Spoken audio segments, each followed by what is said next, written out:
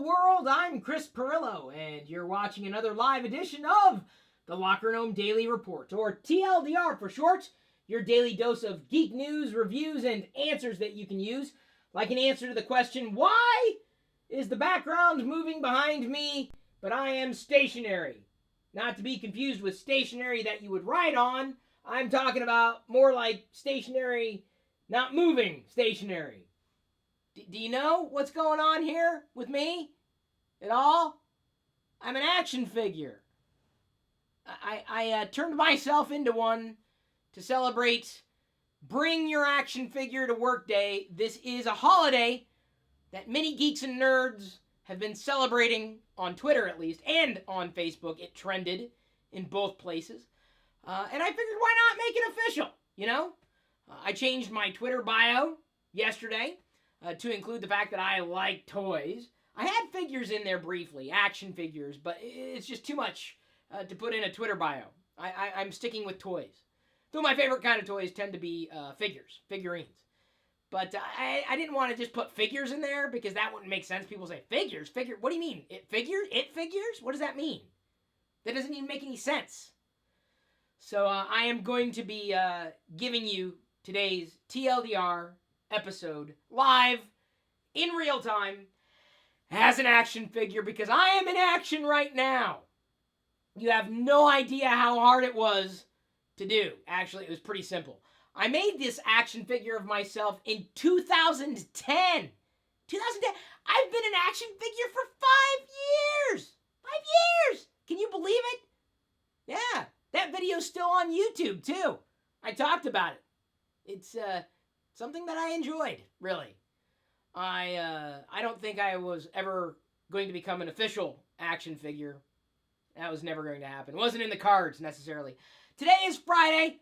It is an AMA, so I will be answering your questions, but not as not as an action figure. Sorry, I'm not going to do the whole episode like that. Just so you know. Now that everybody's kind of tuned out. Oh, forgot. The head's not attached. Fell off. I guess Barnacles made his own action figure too. And a couple people on Instagram, hey, you copied it, Barnacles. I'm like, I did it in 2010. I've been doing this a long time. So making sure that all my supernomies get the credit that they absolutely deserve. I'm going to roll through this credit presentation one more time. You can become a supernomie too. $2 a month on up gets you access to all the live streams, in case you were wondering, and all sorts of other bonuses as well. I should point out that I've also created this bobblehead of myself. You can do this on Amazon. I may have to put a link for you in the video description. I did this like the day one. You can do 3D printing stuff on Amazon. And I got the custom backing. It says Chris Pirillo on the hoodie. I think Geekanoids also did something like this as well. I think he was using it as his avatar. Really fun. I like this stuff. This is, you know what? This is probably the reason I'm not going to get into 3D printing. Because if I did, I'd do nothing but 3D print things all day. That would be a problem. I'd be 3D printing figures and stuff. I've got my 3D printed Darth Vader figure, though, from Barnacles. Right there. You can barely see it. But hopefully, now if I turn my head the right way, you can see the light above my camera reflecting in my glasses. Does that help illuminate Vader at all? Or not? No, he's still very much a Dark Lord of the Sith. He's a figure. He's an action figure. I'm walking over here to get new acquisitions. I've had need for them since the Master had the last one disintegrated. Or something like that. I'm paraphrasing from Return of the Jedi. I will be showing you two things that I got last night as soon as I tell you something very, very, very important. Very. Extremely. And I hope you're paying attention. And then we will roll into the AMA as I walk over here again in such a professional capacity to make sure I have the patron thread. I will, oh, Liz. Silly Liz. This is the important announcement, by the way. Liz, she's thinking of me. She told me something that I knew was going to happen. I knew it. That's why I did it again. She was saying, the patron deck's out of focus. And without the supernomies, we would not be able to continue to exist. And it's really easy to become a supernomie. It's just $2 a month on up, and you get all sorts of bonuses. Liz. Oh, Liz. It's her birthday. Go Liz, it's your birthday. Go Liz, it's your birthday. Go Liz, it's your birthday. Oh, by the way, in case you were wondering why I feel so joyous today, it's because A, it's Friday. B, because I've been having fun this afternoon, really. So happy birthday, Liz, aka Pezliz on Twitter. Pezliz on Twitter at PZLIZ. Go ahead and wish her a happy birthday if you can. Also, huge thanks and shout out to our sponsor, GoToAssist. Been talking about them for quite some time. Trying to talk employees or customers through IT problems over the phone can be frustrating. Some people get what you're saying, for sure. Others just don't. And that's a problem, especially when the user on the other line urgently needs help and you have a huge backlog of support requests and not enough staff or time to handle them. That's why I do highly recommend Citrix GoToAssist, the #1 global market leader in remote support, 6 years running. And I've been using it since the beta. It's always been the easiest tool to use. It is an easy-to-use, cloud-based solution that'll make your life easier and your end users happier. With GoToAssist remote support, you can connect to any computer or mobile device, screen share with employees or customers to diagnose and fix their support problems faster and more effectively, and use GoToAssist apps to deliver support anytime, anywhere, right from your iPhone, iPad, or Android device. Plus, with the new See It feature, this is new, people can stream their smartphone's camera to GoToAssist. So you can even see whether something's wrong with the hardware. Genius. So the best just got better with the See It feature. If you work in IT, if you support people by way of computers, if you support computer problems, I want you to try GoToAssist. Sign up today for a 30-day free trial at gotoassist.com. That's right, gotoassist.com. Very simple to spell. The link will be in the description. No contract, no credit card needed. It's that easy to get started. And now, as part of a special March Madness offer, this is mad. This is mad. Mad, I tell you. Mad good. If you purchase an annual plan before March 31st, 2015, you'll get a free Samsung Galaxy Tab 4, making it easier than ever for you to not only provide support on the go, but also watch your favorite college hoop team. I have a favorite basketball team, the Vaders. They haven't really been assembled yet, but go team go. Get started today. GoToAssist.com. And now, the two things that I wanted to show off, aside from my action figure. Two new comics. This one's more new than this one. This is Darth Vader 002. I picked up a mail-in subscription, but I have not yet received the 002 yet, so I was like, I want to read the issue. So I got this one ahead of time. God, Marvel subscriptions, mail-in subscriptions, they must move slow. So I've got Darth Vader 002, and Princess Leia has now started up. This is a variant cover. I am starting this collection, this Princess Leia comic collection for Jedi, my daughter, and whether or not she likes it, well, at least I tried. I figured I'd give her, leg up, so to speak. I love this cover, if only because it's a reminiscent of the way that Kenner used to have their action figures back in the day, and it's iconic to me. So I figured, well, Princess Leia, she's a female character in the Star Wars universe, one of the larger ones. And so I figured, well, it's starting now. I might as well just start it, and I'll read it, and then set it aside. And then when Jedi's ready to read it, and how many issues will that be from now? We may be up to issue 50 or so before she's ready to dive into it, and she'll be able to go back and read her very own 001. And then, of course, when I'm no longer on this plane of existence, she'll be likely inheriting all of my comics, too, if she wants them. It's completely up to her. It'll be a gift for her. I am going to be sending my well wishes right now to Harrison Ford. Harrison, he's in a plane crash yesterday, not long after TLDR broadcast stopped. I guess he's doing okay, but I'm very, very, very hesitant to make any jokes about his condition, if only because he's not laughing about it. So if he's not laughing about it, I'm not going to laugh about it. There have been some rather humorous jokes posted to Facebook and Twitter and whatnot, but I just don't know if I'm really going to be a part of those joke sharing experiences. I'll wait until Harrison can laugh if he laughs about it, and then we'll make light of the situation. So, hang on, just a second. I'm gonna send something off. All right. So now that I have cleared that, done everything I needed to do, take a sip of my drink. I've got to pull up the patron AMA thread that's on patreon.com for our patrons, because on Friday we answer their questions, and then everybody else is a part of TLDR on Monday. When we post the open Facebook thread, gets their questions answered. As I said, though, Liz is, it's her birthday. Go, Liz. It's her birthday. And Liz is usually one of those on my team who helps me facilitate a few of the things that I need to do on a regular basis. So thank you, Liz, for sending that link along. I'll be sure to put it in the video description. Tommy NC2010 asks, Chris, what is your opinion on Trolls? The box Trolls, I haven't seen the movie yet. Trolls in general, I don't have much respect for them because they don't have much respect for me. Tommy NC2010 also asks, Chris, what kind of editing software do you have? I use Final Cut Pro 10. Really, really like it a lot, if that's what you mean by video editing. Maurice Levine asks, what is your cure for a stuffy nose? I kind of just breathe through it. Sucks. Actually, no. Hot sauce. Anything like hot and spicy, I mean, it fixes it for a second, but it just makes you feel better. Even for that moment, doesn't fix it. It's not a cure, but I tend to like spicier things when I'm sick, when I've got a stuffy nose.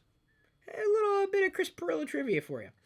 Brian H. asks, well, here's the question of the week. Sorry if I missed it in one of this week's videos. No worries. The Galaxy S6. No, you didn't miss anything because I didn't talk about the Galaxy S6.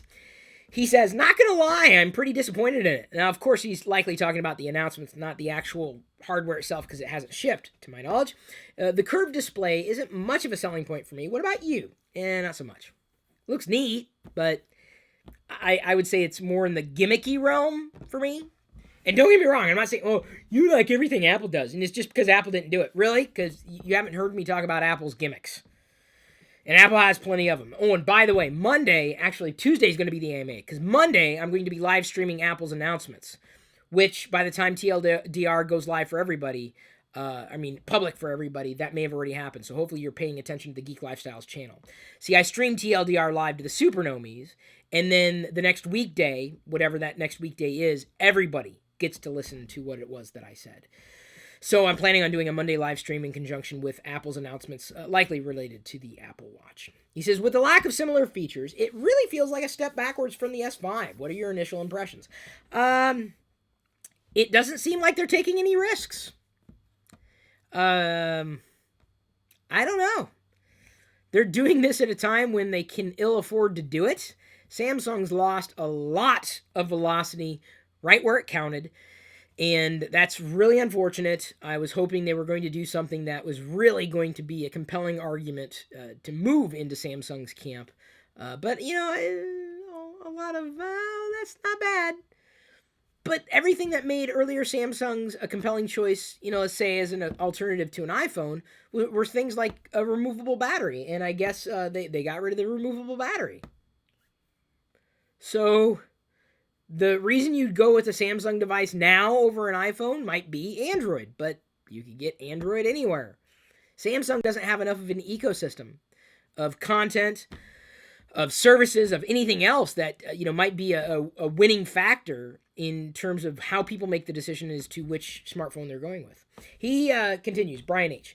I'll be trading up this year for my S4, and for now I'm thinking I might go with an HTC One M9 this time around, based on past One models. Do you think this would be a good move? Thanks for the input, as usual.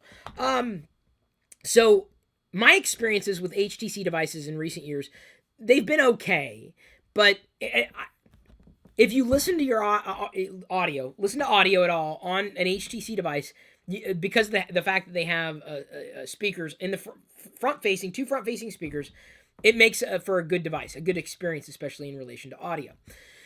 I never really liked the way that the power buttons or the volume rocker switch were designed at all. They're flush with the rest of the chassis. Some people don't mind that at all. I found it to be a bit of a shortcoming. I may have been the only one. That was just my experience. The Sense UI was fine, not optimized for speed. Maybe they've doubled down on that at this point. But I think that if nothing's holding you to Samsung, you're going to have an easier time moving to an HTC One M9 than you would, say, moving to an iPhone. You would also possibly have an easier time moving from your Samsung S4 to any other Android device, really. That's completely up to you.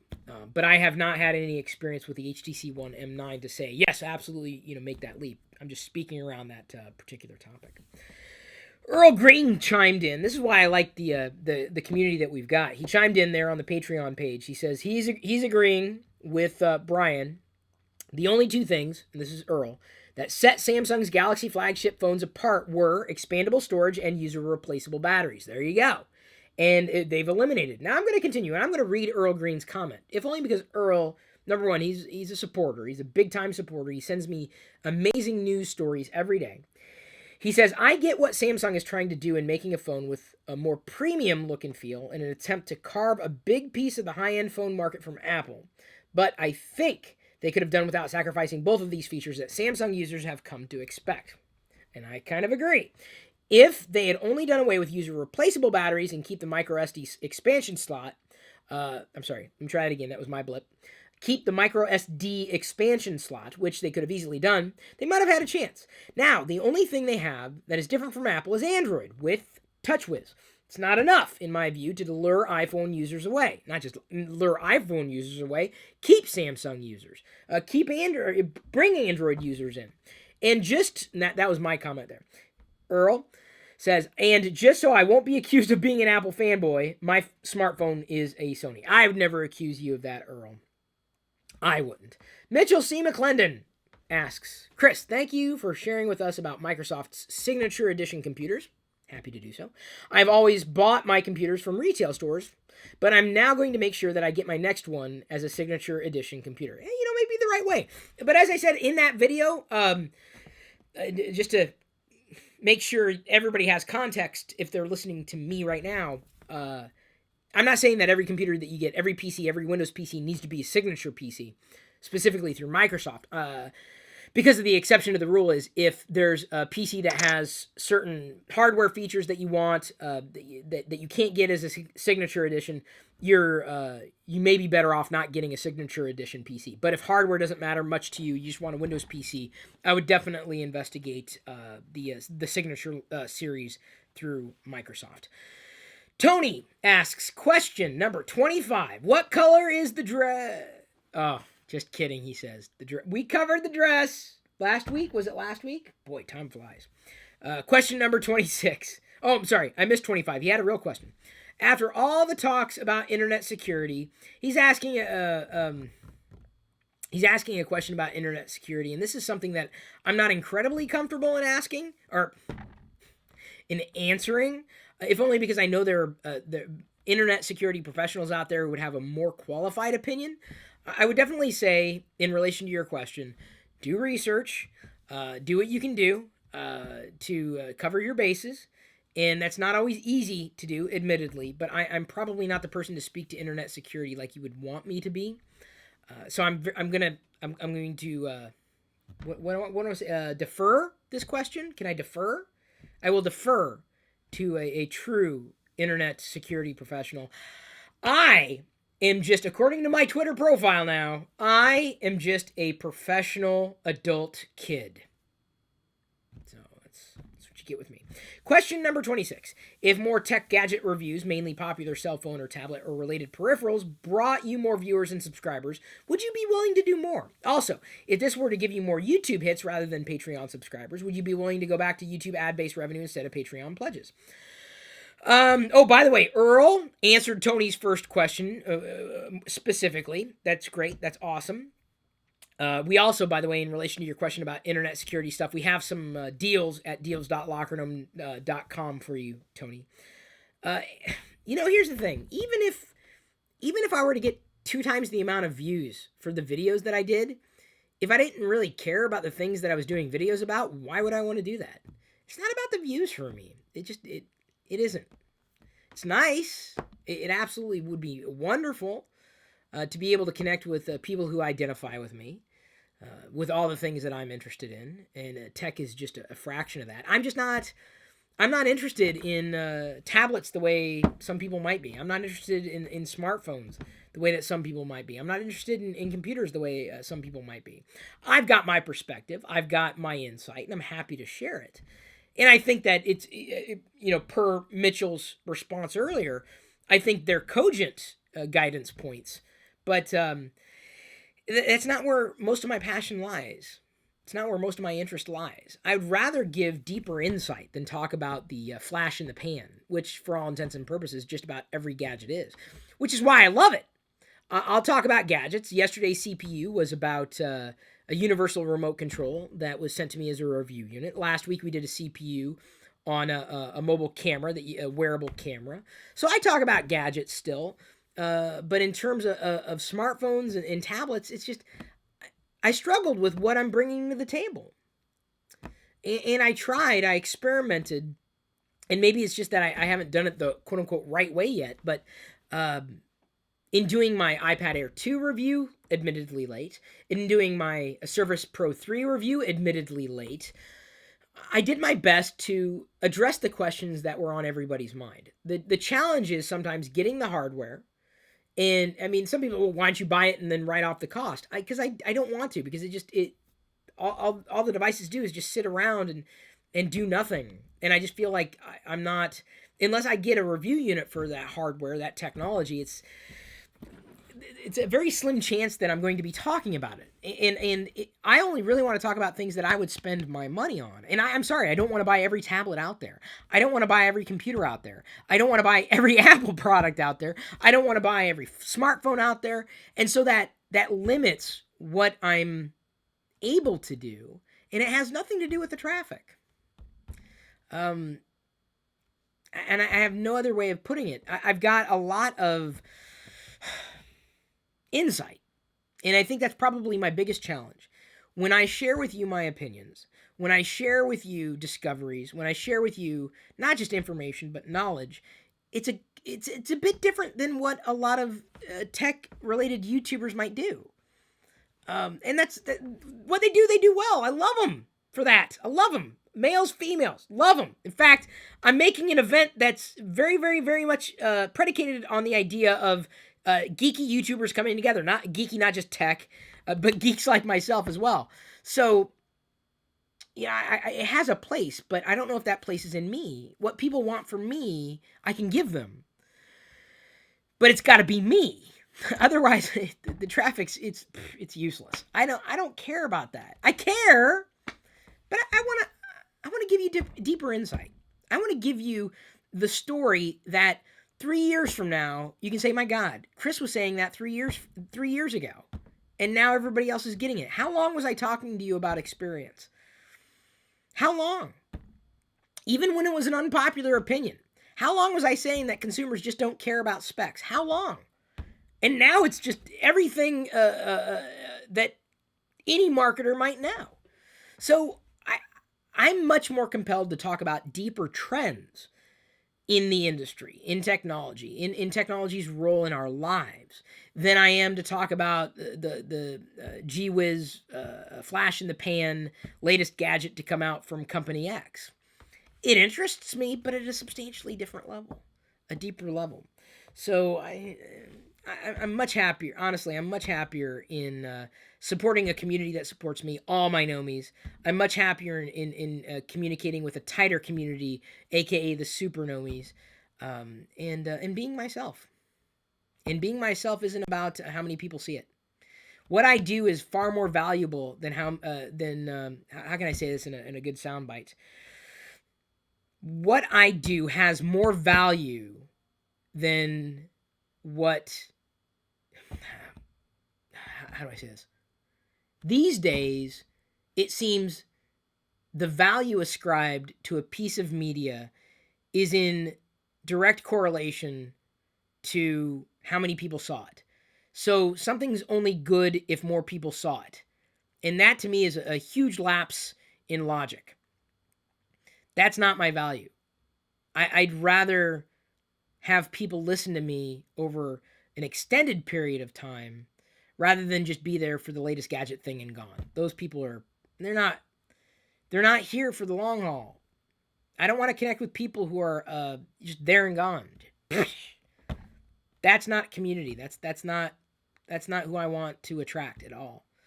And I'm sorry, I just absolutely do not want to talk about tech and gadgets 24/7. Cannot. There are people around me who do, and I'm happy to enable that, and I'm happy to be a part of that. Absolutely, no doubt about it. But that doesn't mean that I have to do that 24/7. I can bring that together, but I don't have to be at the center of that. So that's kind of, I don't mind taking that role. Years ago, we had the live stream, live.pirillo.com. Typically talking tech 24 hours a day, 7 days a week at live.pirillo.com. And it wasn't me. I mean, I had the chat room and I'd pop in, but that was the community that wanted to talk about tech, not me all the time. I mean, I haven't changed the beat of my drum at all. In fact, if you go back to some of my earlier YouTube videos, the second or third video I did was a Jones Soda taste test. I'm still waiting. Someone's going to do it. I mean, just like some people said, you copied Barnacle for the 3D printed action figure. Barnacle, he jumped in. I guess he's sick right now. He jumped in. He says, I copied you, Chris. I'm like, no, I wasn't saying that. No, you didn't copy me. I told him he didn't copy me at all. I would never claim such a thing, ever.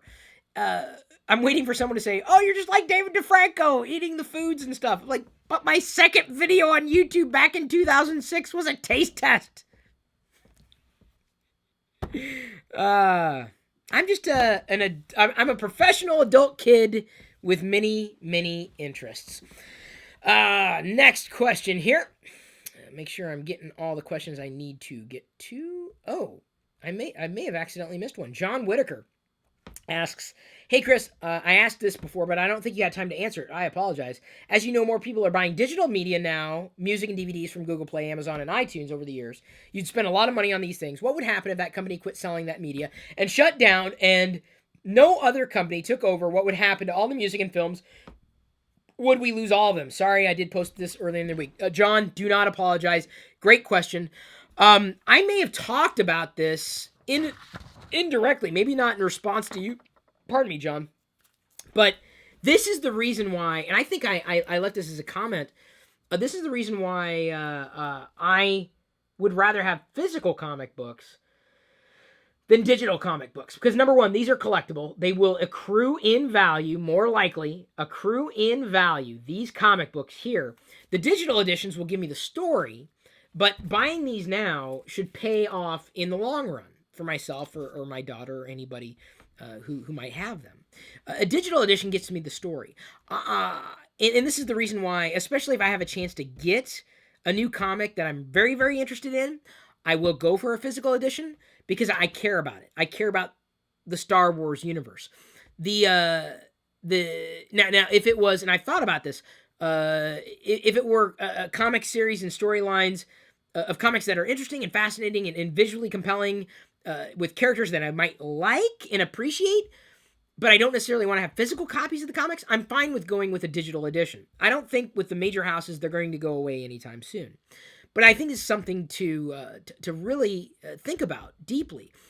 I don't care, for the most part, I don't care about having physical access to movies because I know I'll be able to get them digitally ad infinitum. This is why I don't buy movies a la carte, typically. I'll quote unquote rent. I'll rent a DVD for $1.50, or I'll get a movie through a subscription service. Same thing with music. I'll rent my music for the rest of my life, with exceptions to that rule. If I care about the artist and I want to own a copy of that album, I'll buy it. But I think it's very, very important to think about. I wouldn't spend a lot of money on content unless I cared about the physical media and having that physical media, and I knew it was likely going to accrue in value. Comic books being one of them. So yeah, I'm very careful about that. I've thought about that very, very, very, very carefully. Very carefully. I'd rather have the physical comics for Star Wars, specifically with the Marvel, reboot within canon, eschewing Legends that Dark Horse had published. But I'm thinking about getting some kind of Marvel subscription as well. But I don't know if I'm going to get as much out of it as I spend on it. So I'm holding off until I feel like I've got enough time on my hands. And believe you me, I do not have a lot of time on my hands. Mitchell C. McClendon also asked, Chris, we know that you own both a MacBook Pro and a MacBook Air. No, I do not. I only own a MacBook Pro. The MacBook Air was a giveaway. If Apple does produce a 12-inch MacBook Air, would you buy one? And could you do without the Thunderbolt port that is often used on most MacBooks? Probably. I could do without the Thunderbolt port. In terms of getting a MacBook Air, I don't know. Honestly, I've set up this MacBook to be more mobile. I do most if not all of my video editing, believe it or not, on the MacBook Pro because it is mobile. It is portable. I can move it around the house, and it works very, very well. But I don't know. I don't know if I'd go with an Air. I'm not the use case for it. I'm more of a power user. The MacBook Air is more for that not quite power user, but yet needs some kind of laptop, not just an iPad with them when they travel a lot. I'm not that person. It'd be neat to have a knock around, but ultimately, if it's not a part of my daily routine, not going to use it. Not going to use it. This is the reason why I can only take so many gadgets. Again, it's like I've got so many extra gadgets lying around, and they're just physically lying around doing nothing because I can't figure out a use case for them on a daily basis. How am I doing on time? You know, I did spend a lot of time at the beginning of the video. I want to make sure I answer all the patrons' questions, unless I did. I may have. Yeah, I think I did. I answered all the patron questions. Let me go ahead and hit refresh just in case one of the patrons was posting there. And if I did answer everybody's questions, then I will be moving on to the Patron Hangout, which we do every single weekday. And I'm very happy to do that. I like doing it. It's kind of a behind-the-scenes look. People get to see the top of my head. It's kind of a joke. But I like doing it. I like meeting people and getting to know them for who they are and their personalities, likes, dislikes, answering more questions. It's nice to know that I'm not alone out there. Any other professional adult kids out there? This is the funny thing. I put that in the Twitter bio update, and more people commented on that. They said, "I love that as a title."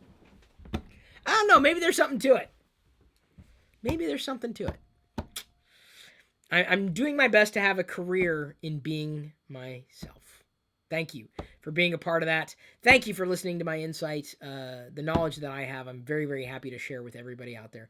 Thank you for subscribing to every one of our channels, watching all the videos that we're doing for you. Thank you for subscribing to the podcast. Thank you for being one of my nomies. I really do appreciate it. I love you. But at this point, I'm going to leave you to your own devices.